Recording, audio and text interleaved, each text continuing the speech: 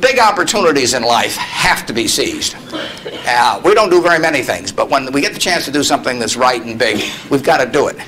And even to do it in a small scale is just as big a mistake almost as not doing it at all. I mean, you've really got to grab them when they come, because you're not going to get 500 great opportunities. The concept of financial independence and retire early advocates setting aside a sizable amount of your salary so that you can achieve financial independence ASAP. Many individuals seek this goal out of a desire that we all should have, which is we do not have to depend on a job in order to meet all of our living expenditures. It may also mean increasing our revenue by adding a new source of income. It's difficult to successfully achieve financial independence, especially with all the rumors of an impending recession. But I mean, this is just, as we know, the economy is cyclic. So, and we're somewhat overdue for a recession. And my best guess is that, we have sort of stormy times for a year to a year and a half, and then things start to, dawn breaks roughly in Q2 24, if I were to get. That's like my best guess. Recessions don't, like booms don't last forever, but neither do recessions. The economy sometimes booms and sometimes it doesn't. And you have to live your life through both episodes. And our attitude is we just keep swimming, and sometimes the tide is with us and sometimes against. But we keep swimming either way. And whether you succeed relies on a lot of things. The requirement that you have to continuously save a big portion of your money each month calls for a lot of self-discipline on yourself. It may also include giving up lifestyle decisions like dining out and taking holidays. The peace of mind that comes from understanding that you wouldn't have to worry about paying your expenses if you were fired today, however, cannot be replaced. Medical costs are one area that people frequently overlook, particularly younger individuals. Did you know that during your retirement, a couple retiring today may anticipate spending a total of $320,000 on medical costs? There are several methods for financial independence and retiring early. Some people opt to invest heavily in index funds and big brand stocks. Some people like purchasing rental properties, while others select a combination of several possibilities. However, we believe dividend investing is not only the best method to get rich, but also the simplest. We are not trying to imply that real estate investment and index funds are poor ideas. Both of those choices appeal to us as well. Both of those are good options that you may implement right now if you wish to diversify your portfolio. Dividend investment, however, seems to be the better option if you're not already affluent when considering pursuing financial independence. Although the majority of individuals may purchase real estate investment takes extensive expertise and study before buying the property in a location where renters are likely to be attracted. You must consider lots of factors when making an investment in rental properties. Being able to retire early with index funds would need you to initially build up a sizable position in order to make withdrawals to pay your costs. For instance, if you have $500,000 invested in a good S&P 500 index fund with an average annual return of 9% and you wish to take $5,000 per month, you will run out of money in about a decade. Well, the answer is I do believe in dividends in a great many situations, including many of the ones companies in which we own stock. The test about whether to pay dividends is whether you can continue to create more than $1 of value for every dollar you retain. And there are many businesses. Take See's Candy, which we own. See's Candy has paid everything virtually out to us that they've earned because they do not have the ability within See's Candy to use large sums, which they earn, intelligently in their business. So it would be an enormous mistake for See's Candy to retain money. So they distributed Berkshire, and we hope that we move that around in some other area where that dollar becomes worth $1.10 or $1.20 in terms of present value terms. However, with dividends, you don't need to have $500,000 set aside if you invest in a variety of high-yielding securities. Instead of selling an investment principal, you may do a lot less to get the same $5,000 per month in dividends. For instance, with AGNC, an investment corporation operating as a real estate investment trust in the United States, you just need less than $410,000 in equities to receive $5,000 every month. Of course, you shouldn't put all of your money into a single investment. Spread it out among a variety of investments, including those with dividend growth and high yields. We will thus go over the measures required to attain financial independence through dividends today. Start as soon as possible. The longer you delay, the longer it will take to attain financial independence.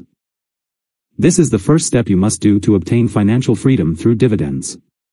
Everyone who has ever invested in shares wishes they had begun sooner, since compound interest will assist in increasing the returns. The eighth wonder of the world, according to Albert Einstein, is compound interest. You undoubtedly heard about this remark before. You'd be shocked at how much of a difference starting 5 years earlier in life makes. By adjusting the years by 5 and using any online retirement investment calculator, you can see how this modest action can have a significant impact over time. There will be a few more steps needed for this phase as well.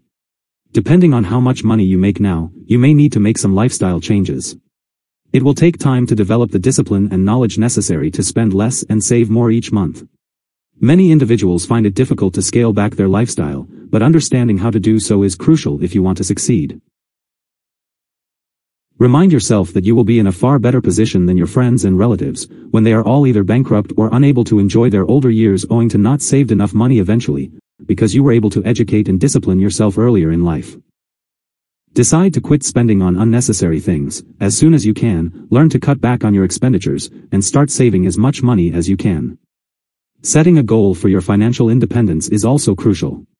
Do you desire to get monthly dividends of $5,000? A clear objective will keep you on track during this procedure, so set one. The second action is to start improving your current financial status. Starting an emergency fund is the first thing, if you have not got one. You should carry out this before investing. Expenses shouldn't come as a surprise to you. If you immediately begin investing, you could find yourself in a position where you need to sell some of your holdings to meet an unexpected expense. The average emergency fund should be at least $2,000, but many people advise saving up at least to cover your costs for a few months. This is likely to be greatly impacted by factors like your family status and where you reside. The next stage is to start investing and working on debt reduction at the same time. Once you've altered your spending habits, established an emergency fund, and opened a brokerage account. Depending on what you personally want to do at this stage. We believe it's preferable to pay off all debt before investing, with the exception of your home. It is entirely up to you if you want to begin investing in dividend stocks at this stage. We believe this is a better choice, since the sooner you pay off your debt, the more money you'll have each month to invest in dividend stocks. If you're hoping to live off dividends as soon as possible, there are several options available when selecting dividend investments, including the exchange-traded funds, ETFs, that offer dividend growth or income in addition to the basic dividend equities like consumer staples. Yet there are other high-yielding investment vehicles, such as master limited partnerships, closed-end funds, business development corporations, and real estate investment trusts. It is typical for these investments to offer less growth and higher yield. Everyone's portfolio should have securities that offer dividend growth, and you should invest across various investments for diversification. You must ensure that you reinvest all of your dividends when you initially begin. Yet eventually, when you're surviving only on dividends, growth will stop happening if none of your investments increase their returns. Depending on your age and personal preference, you should allocate a certain percentage of your portfolio for dividend growth. At least, even if you are already retired, 25% of your assets should be in growth. In your 20s or when you're younger, it makes sense to allocate even more of your dividend holdings, like more than 50%, to companies and funds that have demonstrated a continuous history of dividend growth. Nonetheless, keep in mind that reinvested dividends will guarantee the continued growth of your holdings. The larger the return, however, the greater the risk, is a regular rule to keep in mind. But there are several better dividend stocks that have never reduced their dividend payments. Avoid investing in stocks only because of the greatest dividend yields. Be sure each investment doesn't have a history of reducing payouts by conducting fundamental research on each one.